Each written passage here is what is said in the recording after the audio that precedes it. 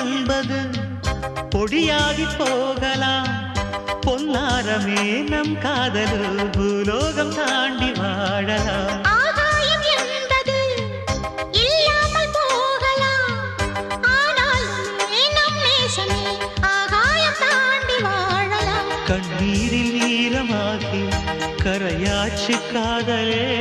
கரை மாற்றி நாமும் மெல்ல கரையேற வேண்டுமே.